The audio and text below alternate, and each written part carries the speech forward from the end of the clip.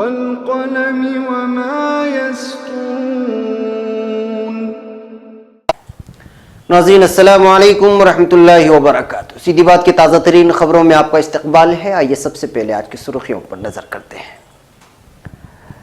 वज़ीर आज़म ने आवाम से 60 महीने मांगे थे, 50 हवाबाजी में गुजार दिए। मुल्क भर में सैलाब और बारिश की वजह से 537 लोगों की जानें गई। एक रिपोर्ट। क्या बीफ के बहाने RSS leader Indresh Kumar mob lynching को जायज ठहरा रहे हैं? 5% मुस्लिम रिजर्वेशन की बहाली के लिए 10 अगस्त तक मोहलत। आसाम एनआरसी मौलाना अरशद मदनी की सभी शहरियों से परेशान, मुश्तइल और मायूस न होने की अपील। मरकजी हुकूमत मॉब लिंचिंग के खिलाफ मौत की सजा का एहतिमाम मौला बिल लाएगी, हंसराज अहीर का बयान। खतना को लेकर सुप्रीम कोर्ट का सख्त तबसरा, खवातीन सिर्फ शादी और बच्चों के लिए नहीं। रोहिंग्या और बांग्लादेशी वापस न जाए तो गोली मार दो, बीजेपी रहनुमा का बयान। मुजफ्फरपुर का एक और शेल्टर होम तनाजात के जद में 11 खवातीन गायब। टेहरी में नौजवान नाबालिग लड़की के होटल में मिलने पर हंगामा, खास फिरके की दुकानों में तोड़फोड़। रोहिंग्या के लिए मुल्क की सलामती के साथ समझौता नहीं किया जा सकता, हुकूमत का बयान। आसाम एनआरसी पर पार्लियामेंट में हंगामा, अमित शाह ने कहा हम में हिम्मत है इसलिए हमने उसे नाफिज किया। ममता बनर्जी की अपोजिशन पार्टियों के लीडरों से मिलने की उम्मीद। नाबालिग दोशीजा की इज्तिमाई आबरूरेजी, पुलिस ने तीनों मुल्जिमान को किया गिरफ्तार। ईरान से बगैर किसी पेश की शर्त बात करने के लिए तैयार है डोनाल्ड ट्रंप। फिलिपाइन के शूरीजदा जजीरा बैसलन में फौजी चौकी परवीन में धमाका, 10 अफराद हलाक। दोस्ती की पहल, नरेंद्र मोदी को हलफबरदारी तकरीब में दावत देने पर गौर कर रहे हैं इमरान खान। वाशिंगटन पोस्ट का इंकिशाफ, वो शिमाली कोरिया बना रहा है ये नया हथियार।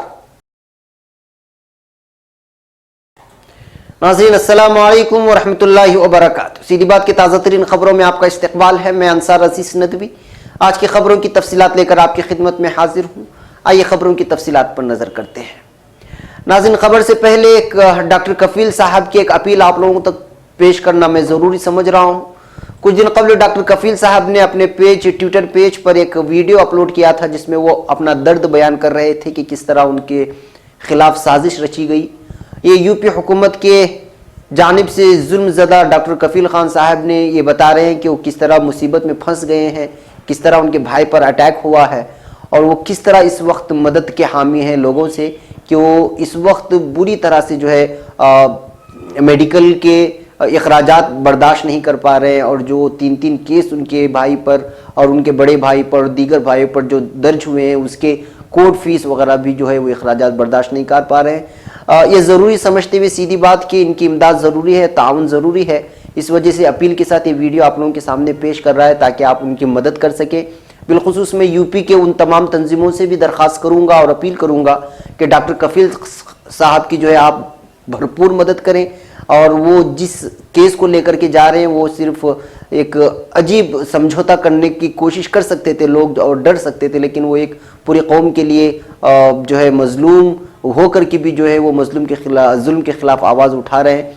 डॉक्टर कफील खान साहब का नंबर भी है 9839905333 9839905333 डॉक्टर कफील खान साहब का नंबर है। आप इनसे रब्ता करें, मेरी इनसे बात हो चुकी है और उन्हीं के ताउन के पेश नज़र में ये वीडियो भी उनकी क्लिप जो उन्होंने ट्विटर पेज पर शेयर किया था मैं वो आपके हवाले कर रहा हूँ, इसको सुने। और इसमें उन्होंने एक लिंक दी है जिस लिंक में आप जो है उनको अपना पैसा ट्रांसफ़र कर सकते हैं, उसके ज़रिए से ही भेज सकते हैं, इसलिए कि वो अपना अकाउंट नंबर देना नहीं चाह रहे इस वजह से कि बेवजह जो है पहले ही इन लोगों के पीछे दुश्मन पड़ी हुई है तो इसको जो है गलत इस्तेमाल कर सकते हैं और वो हाथ से भी पैसा लेना नहीं चाह रहे हैं कि इसलिए कि इससे भी जो है दीगर मसाइल पैदा हो सकते हैं। वो चाह रहे हैं कि इसी के ज़रिए से अगर वो पैसा उनके ज़रिए से ताउन बरकरार रहे तो जो है वो गवर्नमेंट के नज़रों में भी एक जायज़ पैसा होगा और कोई अगर फंसाना चाहेगा तो भी नहीं फंसा सकेगा। ये वीडियो को देखें और उनकी मदद करने की ज़रूर कोशिश करें। कफील खान हूँ, आपने बहुत बारे मेरे सुना होगा। 10 अगस्त से लेके आज का 1 साल हो चुके हैं। 9 महीने जेल में रहा तो पूरा फैमिली जो है लीगल बैटल लड़ती रही और वो फैमिली उसमें ही मेरे में उलझी रही। 9 महीने बाद जब निकला था तो शायद सोचा था जिंदगी आसान होगी, पर कुछ ही दिनों में भाई को गोली मार दी गई। उसमें बिजी रहे हम लोग, हॉस्पिटल इस हॉस्पिटल से उसके हॉस्पिटल दौड़ते रहे, मेरा केस भी लड़ता रहा, मैं इलाहाबाद आया और अभी अब मेरे बड़े भाई पे उन्होंने केस कर दिया है।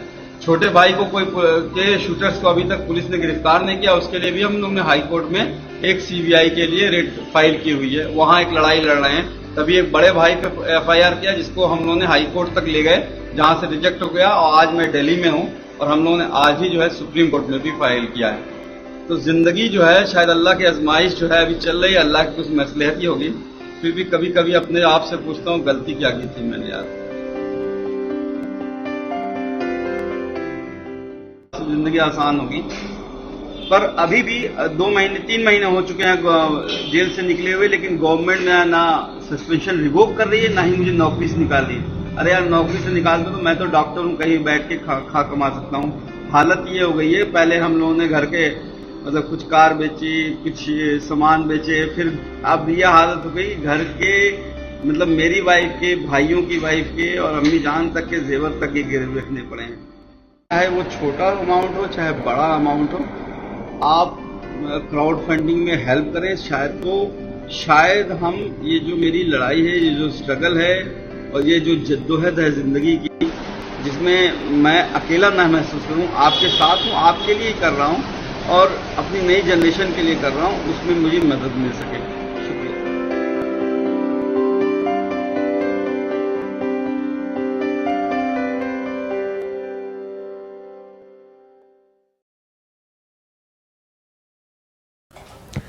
नाज़रीन, अब खबर नई दिल्ली से।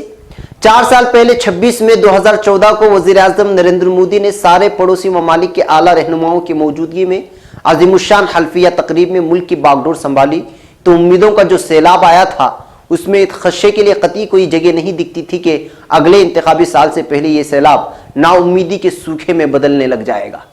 ये ठीक वैसी ही बात है जैसे उनकी हुकूमत की मुद्दत के लिहाज से देखें तो अगला लोकसभा इंतखाब के रस्मी ऐलान में अभी काफी देर है, लेकिन उनकी ताज़ा सरगर्मियों से कहीं से भी ऐसा नहीं लगता। हुकूमत की सतह पर देखा जाए या हुकूमत चलाने वाली भारतीय जनता पार्टी की सतह पर खम ठोंकने की उनकी तैयारियों से साफ मालूम होता है कि हम लोकसभा इंतखाब के दहाने पर आ खड़े हुए हैं।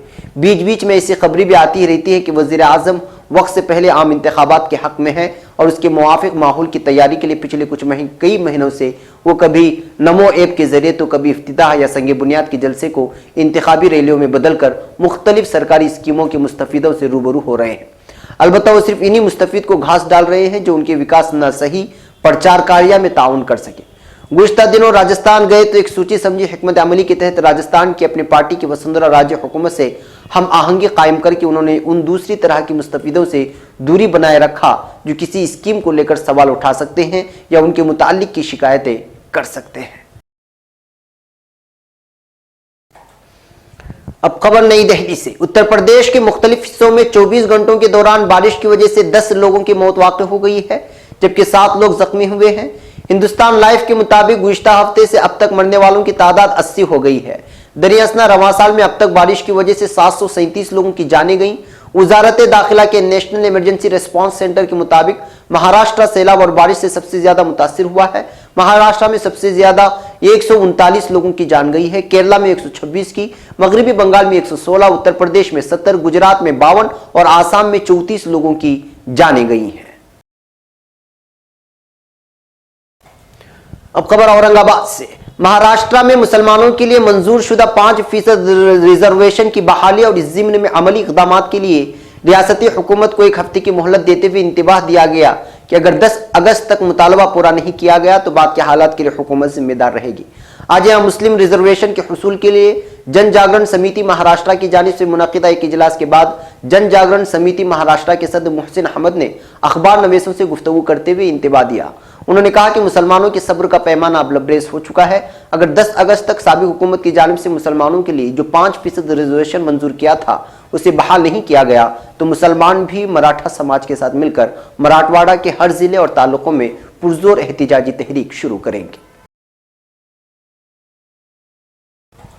खबर नई दिल्ली से। ऐलान के मुताबिक आसाम में एनआरसी की फाइनल लिस्ट मंजर आम पर आ चुकी है और एक अंदाजे के मुताबिक फहरिस्त में तकरीबन 40 लाख लोगों के नाम शामिल नहीं है। इस तनाजुर में जमीयत उलमा हिंद के सदर मौलाना सैयद अरशद मदनी ने अपने एक बयान में रियासत के तमाम शहरियों से अमन व अमान बहाल रखने, परेशान ना होने और सब्र तहम्मुल का मुजाहरा करने की अपील की है। उन्होंने वजाहत की कि जिन लोगों का नाम फहरिस्त में शामिल नहीं है उन्हें अपनी शहरियत साबित करने के लिए मजीद मोहलत दी गई है। इसके लिए जगह जगह मराकिज भी कायम किए गए हैं। लोग अपने मुताल्लिका मराकिज पर शहरियत के मतलूबा कागजात ले जाकर जमा कराएं। इस मामले में मदद के लिए जमीयत उलमा हिंद के रजाकार जिला तहसील और ब्लॉक की सतह पर मौजूद रहेंगे और कागजात की तैयारी में हर तरह की मदद करेंगे।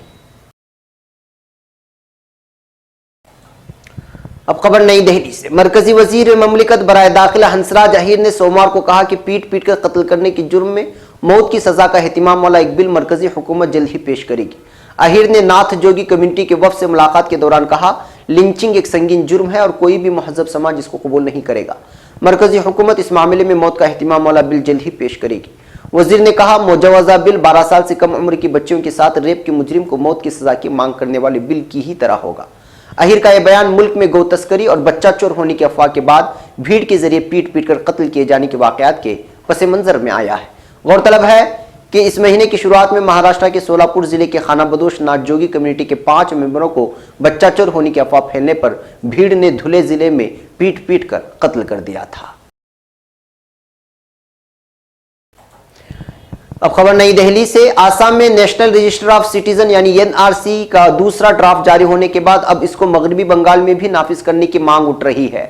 खबर रसा एजेंसी ANI के मुताबिक एनआरसी मामले पर गर्म सियासत के बीच बीजेपी MLA राजा सिंह ने कहा है कि अगर ये गैर कानूनी बांग्लादेशी और रोहिंग्या बाइज्जत तरीके से हिंदुस्तान नहीं छोड़ते तो उनको गोली मार देनी चाहिए। वाज़ेह हो कि राजा सिंह हैदराबाद की गोशमहल असेंबली से MLA हैं।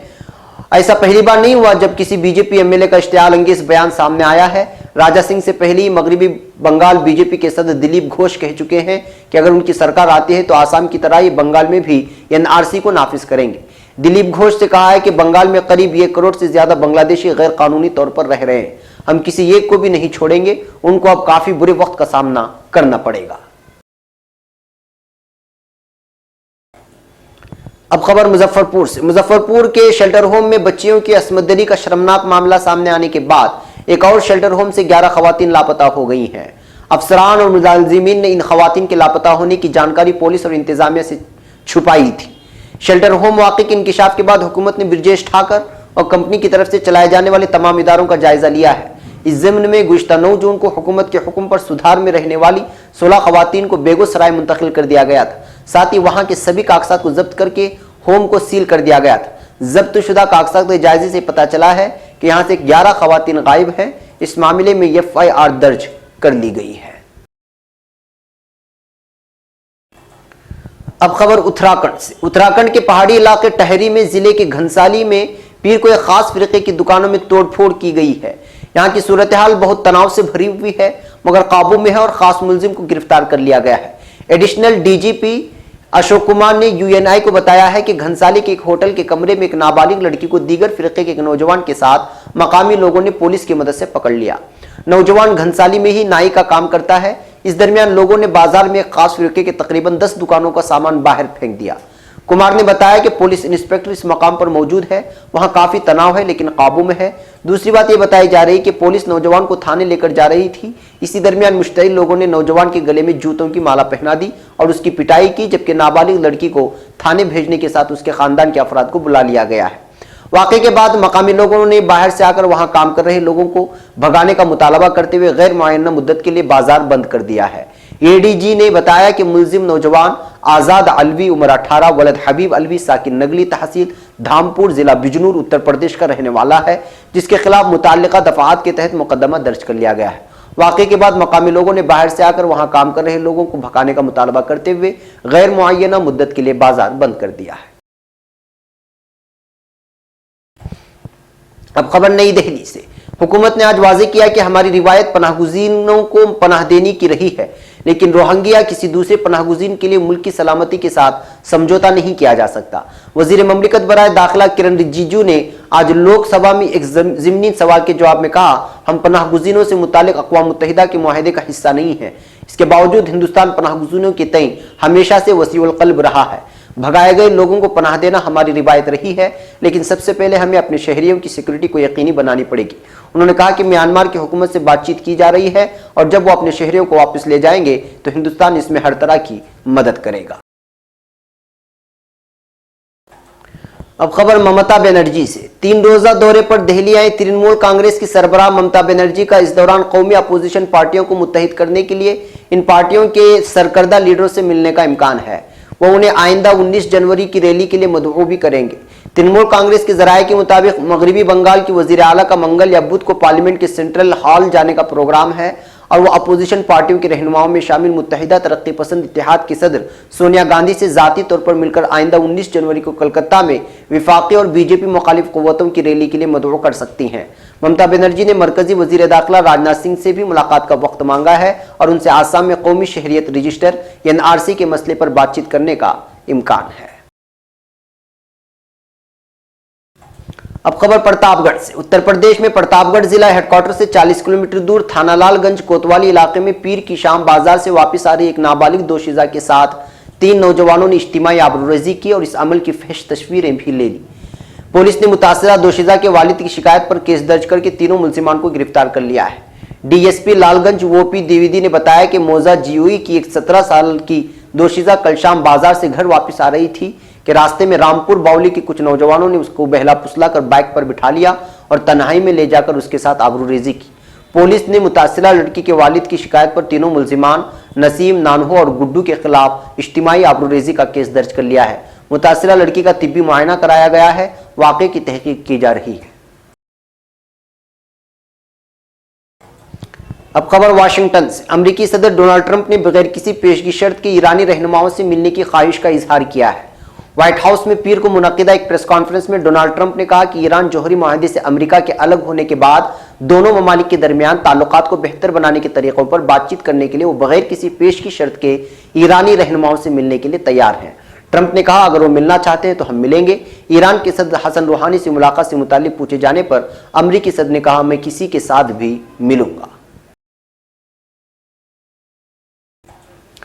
अब खबर फिलिपाइन से। फिलिपाइन के शूरिज़दा जजीरा बेसलन में एक फौजी चौकी पर मंगल की सुबह एक वैन के अंदर होने वाले जबरदस्त धमाके में कम से कम 10 अफराद हलाक हो गए हैं। इलाके की स्काउट रेंजर यूनिट के कमांडर लेफ्टिनेंट कर्नल मोन अल्मोवार ने बताया कि फौजी चौकी पर सिक्योरिटी फोर्सेस ने वैन रोककर उसके ड्राइवर से बातचीत की थी और उसके कुछ ही लम्हे बाद उसमें धमाका हुआ था। अब तक ये नहीं पता चल सका है कि हमले में किसे निशाना बनाया गया था, लेकिन ये तय है कि धमाका मुकर्ररा वक्त से पहले हो गया। दहशतगर्द तंजीम अबू सयाफ के गढ़ बेसलन में होने वाले इस धमाके में एक फौजी, 5 जंगजू और एक खातून और उसका बच्चा मारा गया है। कई दीगर जख्मी भी हुए हैं, लेकिन उनकी तादाद की अब तक तस्दीक नहीं की जा सकी है। अब खबर पाकिस्तान से। पाकिस्तान तहरीक इंसाफ पार्टी के सरबराह इमरान खान वजीर आजम महोदय की हल्फ बर्दारी तकरीब में हिंदुस्तान के वजीर आजम नरेंद्र मोदी समेत कई ममालिक के वज़राए आजम और सदर जमहूरिया को दावत देने पर गौर कर रहे हैं। पार्टी से मुंसलिक एक सीनियर लीडर ने मंगल को इस बात की इत्तला दी कि वजीर आजम के हल्फबर्दारी तकरीब में इमरान खान पड़ोसी मुल्क हिंदुस्तान के वजीर आजम को मदऊ करना चाहते हैं। इससे एक तरह से दोनों ममालिक के दरमियान दोस्ती के लिए भी एक बेहतरीन पहल होगी। ऐसा भी कहा जा रहा है कि इमरान खान की हल्फबर्दारी तकरीब में कई हिंदुस्तानी क्रिकेटर भी मदऊ किए जा सकते हैं, जिनमें कपिल देव, सुनील गावस्कर और सचिन तेंदुलकर समेत कई बड़े क्रिकेटरों के नाम शामिल हो सकते हैं। इससे कबल इमरान खान ने अपनी जीत के बाद पहली प्रेस कॉन्फ्रेंस में कहा था कि वो पड़ोसी ममालिक के साथ बेहतर रिश्ते चाहते हैं। अब खबर वाशिंगटन से। वाशिंगटन पोस्ट की एक रिपोर्ट के मुताबिक शिमाली कोरिया माय ईंधन से चलने वाला नया बैन बर्रे आजमी बैलिस्टिक मिसाइल तैयार कर रहा है। पीर को शाये होने वाली एक रिपोर्ट के मुताबिक शिमाली कोरिया अपनी एक फैक्ट्री में माय ईंधन से चलने वाला एक या दो बैन बर्रे आजमी बैलिस्टिक मिसाइल तैयार कर रहा है। ये वही फैक्ट्री है जहां अमेरिका तक पहुंचने के काबिल मुल्क का पहला मिसाइल तैयार किया गया था। अखबार ने अपनी रिपोर्ट में अमेरिकी इंटेलिजेंस एजेंसियों से मुंसलिक नामालूम हुक्काम का हवाला देते हुए बताया कि शिमाली कोरिया के दारुल-हुकूमत प्यांगयांग की मुजाफात संडमुंडोंग में एक बड़े तहकीकी मरकज के इशारे मिले हैं। इस रिपोर्ट से पता चलता है कि सिंगापुर में 12 जून को अमेरिकी सदर डोनाल्ड ट्रंप और शिमाली कोरिया के रहनुमा किम जोंग इन के दरमियान होने वाली तारीखी छोटी कॉन्फ्रेंस के दौरान जौहरी हथियारात पर बहस के बावजूद शिमाली कोरिया का मिसाइल प्रोग्राम जारी है। नाज़रीन, ये थी आज की ताज़ा तरीन खबरें। अगली ताज़ा तरीन खबरों के साथ फिर आपसे मुलाकात होगी। इजाज़त से पहले फिर वही अपील कि आप हमारे चैनल को सब्सक्राइब करना और हमारे वीडियोस को शेयर करना हर किस ना भूलें। हमें यहाँ पर इजाज़त दें। अस्सलामु अलैकुम व रहमतुल्लाहि व बरकातुहू।